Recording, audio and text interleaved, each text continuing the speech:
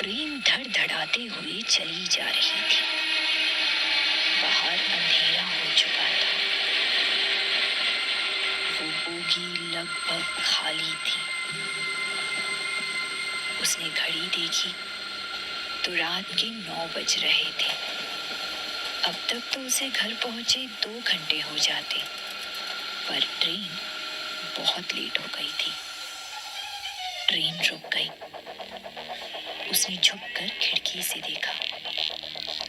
कोई छोटा मोटा स्टेशन था, पर चाय तो मिल ही जाएगी। एक अधेड़ उम्र की औरत ने उसे पुकारा। बेटा, जी कहिए। एक चाय ला दोगे मेरे लिए? मेरे हस्बैंड गए हैं स्टेशन पर मैं उन्हें बोलना भूल गई। ओके, नो प्रॉब्लम आंटी, मैं ले आती हूँ। हाँ वरुण, बोलो। कहाँ हो तुम? छुट्टी पर हूँ, बताया तो था। मम्मी पापा के पास जा रही हूँ। अच्छा, घर पहुँच गई? नहीं, घर नहीं। इस समय वो लोग कहीं बाहर हैं छोटी को लेकर, वहीं जा रही हूँ। सरप्राइज है सबके लिए। बहन कैसी है? कैसी होगी, पर जानती हूँ वो ठीक हो जाएगी। वो बहुत हिम्मत वाली है। चलो अब रखता हूँ, बाय। बाय। थैंक यू बेटा। उसने देखा कि उस औरत के बगल में अब एक वैसा ही अधेड़ बूढ़ा बैठा अपने मोबाइल पर गुम था। शायद उसका पति था। कहाँ जा रही हो? उसके स्टेशन का नाम सुनते ही बूढ़े ने एक झटके से मोबाइल से नजर हटाई और उसकी तरफ देखने लगा। वो औरत भी परेशान सी उसे घूरने लगी।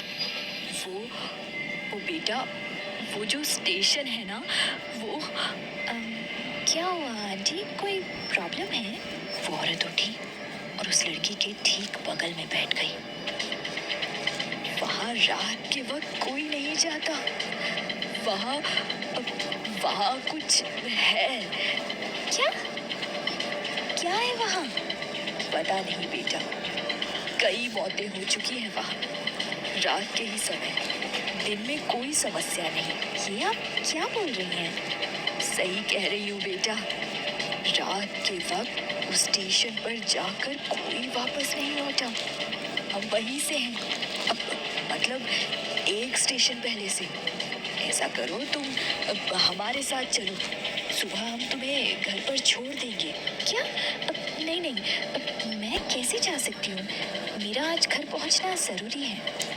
हकीकत में वो किसी पे यकीन नहीं करती थी। इतना तो हरगिज़ नहीं कि किसी अजनबी के घर चली जाए। पर बेटा, आप टेंशन मत लो आंटी, मैं एक टैक्सी। इस वक्त कोई टैक्सी भी नहीं जाती वहाँ। अजीब औरत है। ऐसा लग रहा है किसी B grade horror TV show की स्टोरी सुना रही हूँ। कहीं ये कोई फ्रॉड तो नहीं?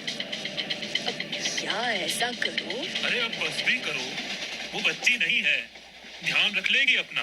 क्या बोल रहे हैं आप? ठीक ही बोल रहा हूँ, ज्यादा पढ़ लिख जाना भी गुनाह है आजकल। Excuse me? अब चलो भी। लड़की को उस बूढ़े आदमी का पर्सनल कमेंट खटक गया था। वो उठकर ट्रेन की गेट के पास चली गई और वहीं खड़ी रही। लगभग 9:45 बजे उन पति पत्नी का स्टेशन आ गया। उस औरत ने एक और बेचैन नजर उस लड़की पर डाली, जिसने जानबूझकर उससे नजरें नहीं मिलाई।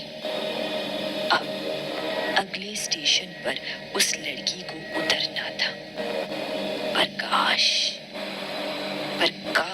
उसने उस औरत की बात मान